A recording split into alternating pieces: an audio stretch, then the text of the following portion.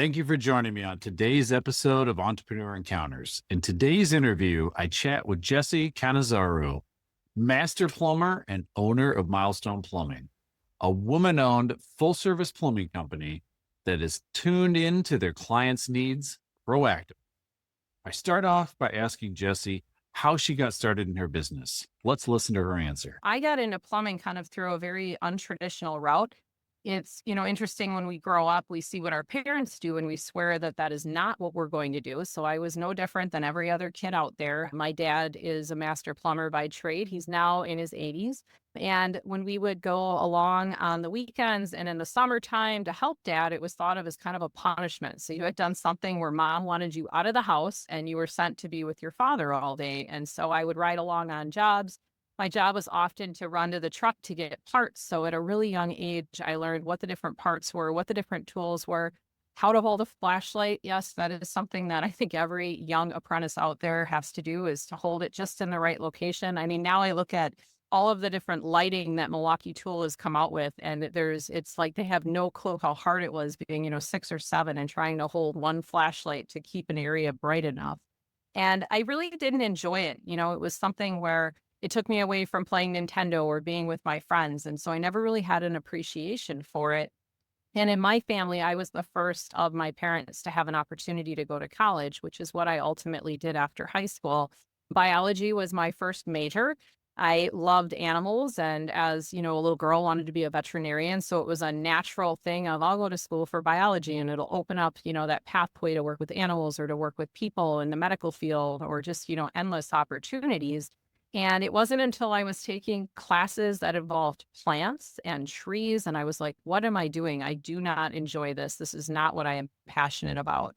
And so after that first year of college, I actually took some time off and just worked full time. I was working in the restaurant industry for the Weisgerber family out in the Heartland area at the Seven Seas, which is no longer in existence. And a great family, great work ethic. Jack was a really great mentor that gave me so many different opportunities through management, different positions. I essentially got to work in almost every role throughout except the kitchen, to really understand, what it is and what does it take to run a restaurant. And through all of that exposure, very quickly learned that that is not what I wanted to do forever. I have a lot of respect for people in the hospitality industry. It is a very tough industry, a very important one. But being a restaurant owner, you are there all the time. You do not get a break. The restaurant, in order to generate revenue, needs to be open. And the family really dedicated all their entire lives to making sure that that restaurant was very well taken care of. And so I did finally decide to go back to school.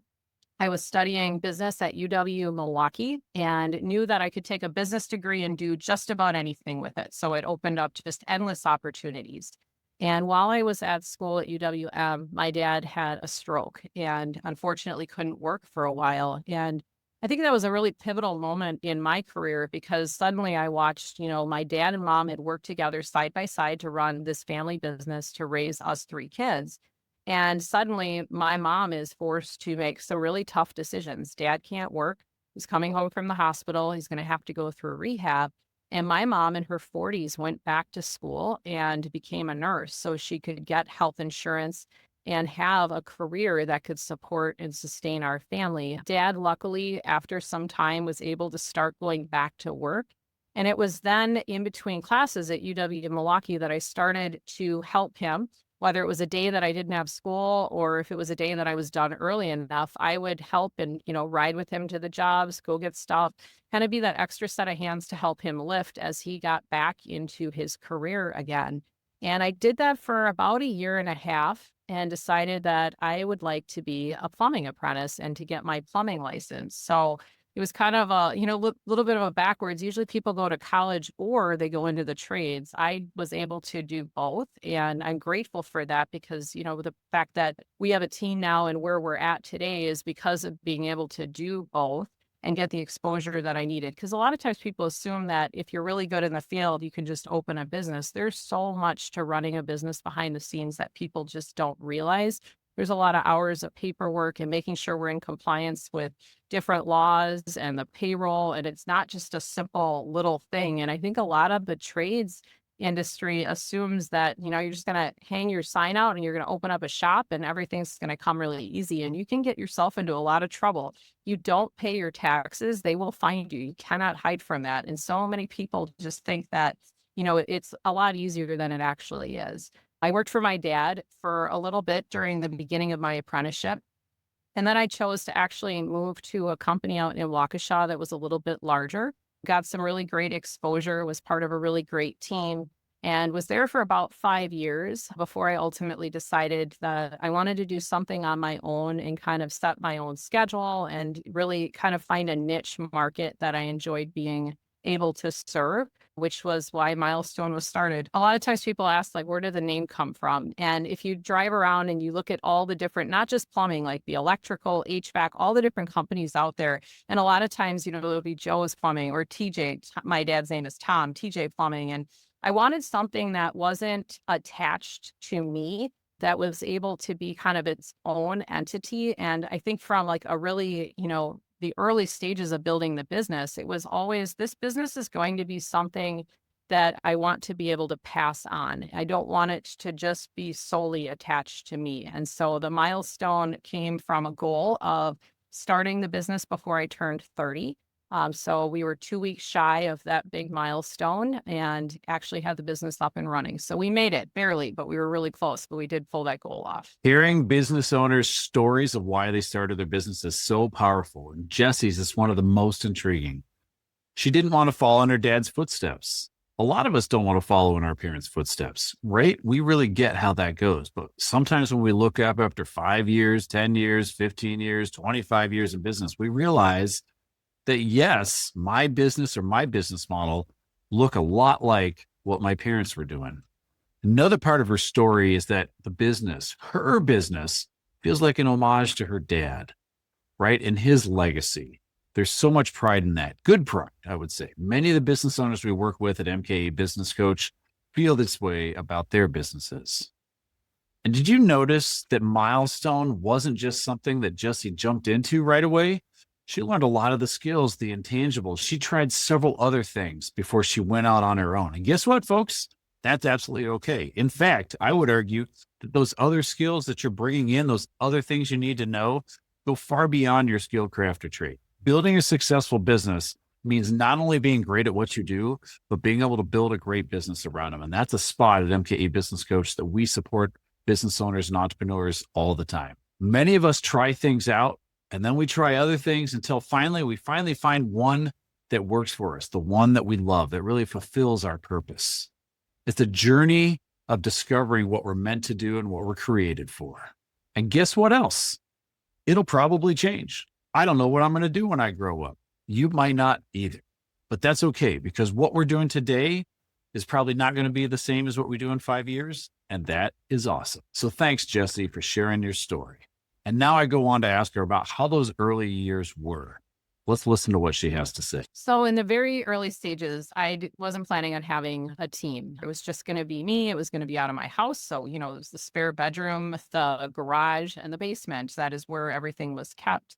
And I really didn't have a plan to scale. I really didn't have a plan outside of being a solo entrepreneur. And it was after things started to get really busy and word of mouth took off and we had returning clients, we had a lot of referral business, and I found myself working in the field 7 days a week doing the paperwork at night. And it was like, okay, we are at a point where I either need to get some help or we need to start saying no to people. And anybody that knows me well knows I struggle with saying no. I am constantly involved in so many different volunteer associations. People always joke that if you want something done, ask a busy person. There is so much truth to that statement because we are so good at time management. My problem is I don't say no. And then when I do say no, I usually feel guilty. So after a couple of days, I seem to find myself helping in some way, shape, or form. And so it's one of those things where you have to see the big picture, be able to step back and go, what do I do to fix this? And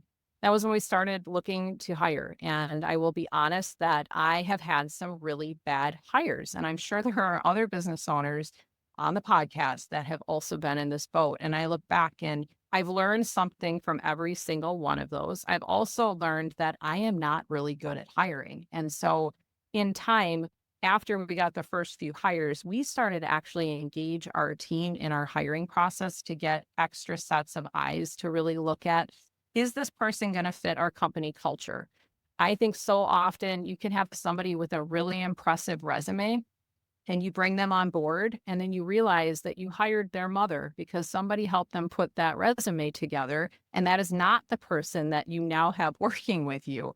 And so it's nice to be able to, as the team has grown, have a lot of involvement. We went back from, my husband at times was helping with interviewing early on. He's not involved in the business day-to-day operations, but has been a really important piece with technology needs before we had a technology company that handled things, getting the software up and running when we didn't have an operations manager that was highly skilled in software. And so he's been kind of that plug and play, but early on, he would sit through all of those interviews to be that extra set of eyes and to help make those hires. Now we have a much more in-depth process now that we're 20 employees. And I don't actually meet the people until much further along in the process after parts of our team have vetted and made sure that they are a really good fit. Our process with hiring has been to hire really slow. One thing that has always been a concern is we don't want to lose the quality and craftsmanship of our work. And so I think sometimes if you get too many different variables in there all at one time, you can have a lot of chaos, and then the quality level is going to suffer as a result. So our goal has been to bring one person on each year. There have been some years where we've had two incredible candidates out of the pool that we've interviewed, and so we've hired two. But we've always been, kind of that focus of making sure that it's the quality first, not the quantity. And so scaling has been very, very slow in comparison to some of the growth that we've seen at other trades companies where they're hiring, 20 people a year and they're just skyrocketing. That terrifies me. And I'm lucky that our management team that's in place also agrees that being conservative and making sure that we're hiring a little bit slowly and training really well, even though we're not scaling nearly as fast as we could be, it is really truly the best thing for our team and for this company. How many of us can identify with Jessie's growth pains? It's a common refrain at MKA Business Coach. I'm trying to scale, but I cannot find the right people, especially in this environment. Folks, we hear you. Jessie had a couple of gems here. Don't just hire a warm body, right? Hiring the wrong person can cost you an average of 9 months. 3 months to hire them, 3 months figuring out they're the wrong person, then 3 more months getting a replacement. Don't do that to yourself. When our businesses need people to scale, and plumbing is one of those businesses that needs people in order to scale, making the wrong hire is a big deal. So take Jessie's advice here and hire slow and make sure it's a fit for your company culture. Number 2, I want you to listen to your team. In the beginning, when she was doing things on her own, she relied on her husband. Another thing we emphasize all the time at MKA Business Coach, rely on your support network. That's super key as we figure out how to do it. Getting great wisdom and getting feedback from multiple people that you can trust, figure that out and use it on new hires. Finally, and this one's really huge, I need you to focus on firing yourself as an employee and then hire yourself as the owner. That's right, you heard me. Fire yourself as an employee. We have to do this. If we don't, we're not going to be able to focus on what only we can do in order to scale. We have unique skills as the owners and the people who are running the business that we have to be able to focus on and get out of the doing. So make a list of things that only you can do, and then a list of things that others could do if they were trained well enough and managed well enough. If you're struggling with this, reach out to us. Having a separate set of eyes to take a look at your workload and job tasks and making suggestions can be really refreshing. I went on to ask Jessie about how she reaches her target customer. You might think that at some point, everyone is her customer because we've all got plumbing, right? Not so. Listen to what she has to say. So, we'll try something and then we look at number one, was it a profitable thing? And sometimes the first time you do something, it's not going to be. But then it's really the deep dive to evaluate. Could it be profitable? How would we handle this and execute it different? That has been beneficial. That's led us to going into some different markets. In the very beginning, I said no to new construction across the board. As our team has grown and the housing market has changed a lot, we now do some new construction, but it has to be new construction that makes sense. And it has to be with the right partners that makes sense. If somebody's looking to buy and do a remodel and they're a flipper, again, listening for those key things when they call, that's not our market. Our team really looks at using quality materials. We're looking to make the plumbing last long term, to have that relationship with that client, not it be transactional. So somebody can flip a house and they're not worried about what's in the walls. It matters to us. In the beginning, you're hungry, right? You go after everything. And there were some things, Brent, early on that we did that I look back and I'm like, what was I thinking? I have a bachelor's and a master's in business, and like, these were not in alignment with what I learned in school, but you're just like, I need a paycheck, right? Like this business, I had a 10% interest rate when I got the business loan. And it's like, you just take on whatever you can. And then as you get a little bit better at what you're doing, you go, okay, this niche is not profitable. We need to stay away, and we need to listen when people call for these keywords and know that this is not our client. There are other businesses out there that can satisfy that. And we've got a marketing team that we work with that helps us with all of our social media posts. And so I look to them for their level of expertise and looking at what are people clicking on our site, because I am not super good when it comes to technology and the computers and the posting and the insights. And so you look to experts and you hire experts that are really good at different facets, and you allow those people to give you advice. And here you listen to the advice that they give you. I mean, so often I've run into and they're in the trades, and they'll tell me, my marketing team doesn't know what they're doing. I'm going to do this. And it's like, why are you paying a marketing team if you're not going to listen to them? Let them be the expert. Let them guide you to make really good decisions. You need to let your experts put the work into it, tweak things, test and measure, see how it's going to perform over the long haul. One really big one that I've been super focused on, and it was kind of funny because in the beginning, our marketing team, I think, thought I was a little crazy, is we do a lot in the community and we get a lot of word of mouth business. There's always going to be some incidental new clients that get picked up through us sponsoring something. We do a lot with our Wauwatosa community, our Brookfield community. We want to be engaged and part of the community. And so we take time every year to carve out part of our budget and put it towards those things, whether it's golf outings, kids sports. But then we also do things like we have our dog fostering system, which was a really cool thing that came out of a conference I attended back in November of 2023. And I saw that there was a local rescue we were in California, and they had this area carved out inside of the main entrance where this little dog, his name was Otis, was hanging out. And as people were coming in to check into their rooms, they were coming over and petting Otis and hanging out. And there was a little sign that talked about the rescue right down the road. And I found myself drawn several times during that conference to going down there to play with Otis. Otis was actually adopted by one of the conference attendees. But what that day at that hotel, I was like, we could do this. And I remember I sent the email back to our marketing team, and they thought I was a little bit crazy at first. But our team has now successfully had 4 fosters that have been adopted by people throughout the area. I still get pictures sent to me from those families, which is super cool. And so we've created this community with these pups that has extended ourselves into other areas. And what I love is when a client that is also an animal lover, remember, I wanted to be a veterinarian growing up. If I run into them somewhere, they tell me, like, we love the social media posts about the dogs. We love seeing how the dogs are doing when they come to work with you, when they're hanging out with your kids, when they're getting adopted, and about the new family. And it's been something that was so little, like, it doesn't require a lot of effort from us, but it's had such an impact in our community. I'm sure there's been some residual good that has come to our team in terms of clients as a result of it. But more importantly, this team is so proud of having placed those 4 dogs. And we're going to be getting another one in a few more weeks. And I think that if you find ways to help the community and not strictly do what the business does, work becomes so much more meaningful for the people that are part of that team and part of that culture. The other big thing with our foster a pup program, if you're having a really bad day and a puppy comes over by you and you sit and you pet that dog, you are immediately mentally in a better place. Folks, this is really, really important. If you hire someone as a professional to help you out, Maybe it's in marketing, maybe it's in coaching, consulting, maybe it's in accounting, you name it. You need to hold them accountable, but you also need to trust them. You didn't hire them to bring on their expertise in order to disregard everything they tell you. Okay.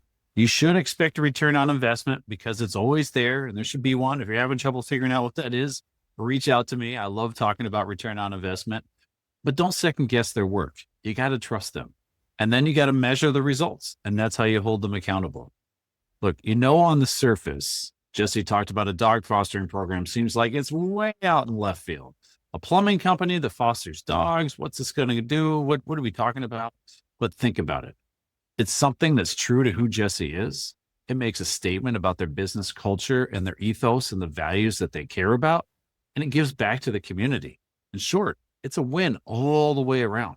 And did you catch that it gives great content for their marketing that's going on?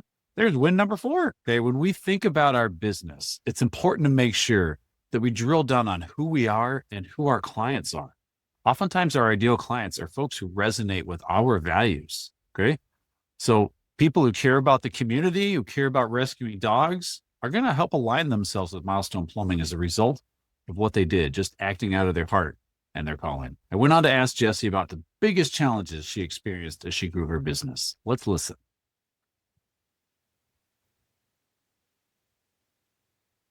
If I look back 10 years ago, I would have needed to know every conversation, every detail, because if something happened to the person that I had delegated to, it was going to fall back on me. And I think just trusting that we hire really good people because they're good at what they do. And letting them do that and show us how they do it is where they're going to find meaning. And if you don't allow somebody to step up, you can't do everything. So you're going to do everything mediocre instead of letting one of your team members excel at being the person that's bringing something in. They're going to be more engaged. That empowerment really from a team culture is huge. And so I'd say over the last 10 years, I've learned that I don't have to be hands-on for everything. Let the people that are really strong with certain skill sets lead those initiatives. I can be in the back seat. If they need my help, I'm always there. But let the people that are really good with things take on those challenges and let them have those moments. This is phenomenal. When we think about scaling, we have to get the business beyond ourselves. Let me be clear. If you don't want to grow your business, you can tune this next part out. But for the rest of you who are listening and want to grow your business, hear me. In order to grow, we must get the business, the processes, and the opportunities we take. They have to go beyond us. The business has to grow up and has to be upgraded. Jessie was pushed out of her capital C comfort zone to take on projects that were beyond what she felt comfortable with. But to get there, she relied on her team. Hear that. She relied on her team. They brainstormed, they worked together to solve it, and they did it, and they continue to do it. As business owners, if we want our business to survive without us, we must put in successful processes and tools that allow others to be able to make decisions and take care of things without us. And frankly, if we ever plan to sell the business, that's what we need to think about as well. It's absolutely crucial. If we start the business with this in mind, we can weave it into the fabric of how we build a business from the very beginning. I went on to ask Jessie about her leadership style and how it's changed. Let's listen to what she has to say. I am a high C on the disc profile, so very detail focused. Like my plumbing installations were always meticulous looking. And now, with the way paperwork gets done, I have a process. And so that unfortunately sometimes transcends to other things we do. And so with the scaling, learning that there's more than one way to do things. It doesn't have to be the way that I would do it. And so I would say that it's probably been now 5 years. I've been really focused on being okay with having a different route than what the route I would have taken is, and understanding that sometimes things don't have to be perfect. And that if we can get to at least 80%, we can worry about that last 20%, but let's at least get the momentum to get to 80. And so our team is incredibly balanced. We have people that are really good about, grabbing the reins and let's just get things in motion. And then we have people like me that are really good about, looking at it overall and going, where are we exposed? Where do we need to tweak our processes? What do we need to be ready for that's coming? And just recognizing that there's this balance and that it no longer has to fall on only my shoulders. I don't have to have all the answers. In the past, I would come across projects that were outside of my comfort zone, or I'd be over my skis a little bit, and I would tend to shy away from doing those jobs. We've always been very blessed to have a lot of work, so we can kind of pick the jobs we're most comfortable with that we know are the best fit. But there have been jobs that have come up along the way that are really incredible projects that our team would have great opportunities with. And I have sometimes turned those jobs away or just quietly, thanked people for opportunities and just said it wasn't the right time and we're just too busy. The last couple of years, as we've been scaling, I recognize that there is so much brain power on this team. And even if I don't have all of the answers for how we're going to do it, we're going to pull the team together and we're going to talk about it. Hey, how are we going to execute this part of this job? Or what have we seen done on other jobs that'll, address this challenge for this one? And we have two projects right now in the last, I'd say 3 to 6 months that have come across that I would normally have turned down. Instead, we have put the contracts together for those jobs.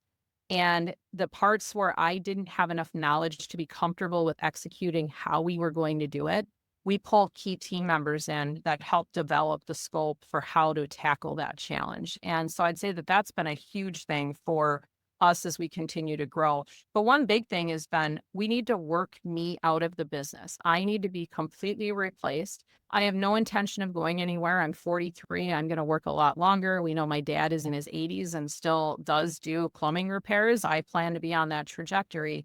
But we want this business to be able to survive if something were to happen to me. So over the last few years, we've been replacing the duties that I do. It doesn't mean I can't still do them, but there has to be somebody on the team that can step in. I still do our payroll. We have a process written for payroll and they have access to it so that if they ever needed to step in and do payroll, they could. I don't think the team loves it when I say it, but it is so true. If I got hit by a bus tomorrow, the team will hear me say that from time and time again. What are you guys going to do about how to tackle this? And so often you'll hear about a small business that the owner had everything in their head and then something bad happens and they're either incapacitated or they pass away and they're not able to transfer that knowledge and that business doesn't survive. That's not an acceptable outcome for me. So we have worked very hard to put the right people in place, the right processes in place to figure out what does that succession look like. I love Jessie's honesty here. She pushed herself to delegate, to let go. How many of us can identify that knowing in order to grow, we're going to have to let go of some responsibilities, some of them we think are really important to us? I know that many of you do because we hear it all the time at MKE Business Coach. Let me key you into something. Delegation doesn't mean that we drop something out of our team's laps and say, have fun with that, good luck, and then walk away. This is not a sink or swim scenario. We need to set clear expectations and give clear instructions and then aim for 80%. Okay. Don't let perfect be the enemy of good enough. It's hard. It's so hard, but it's something we're going to have to do. I went on to ask Jessie about how she funded her business. Let's listen to what she says. The main source of funding was early on to start the business, getting a truck and the tools, some of the stuff I could rent early on. So there wasn't as big of a capital outlay as other companies that are much larger. And I was operating out of my house, so we didn't need a storefront yet. But I did get a loan. We had been turned down by multiple banks, which is incredibly difficult to keep being told no. The motivation to make this happen was huge to get us to where we are at today. Now, that didn't come with a interest-free loan. I mean, it was a 10% interest rate due to the times, a higher risk business. I was a new startup, so I wasn't buying a business that was already in existence. And the ways that I found to pay back that loan as quick as possible was not only did I build the plumbing business, because I didn't have clients lined up. A lot of times you'll hear people in the trades will have a bunch of side work lined up, and I didn't do side work.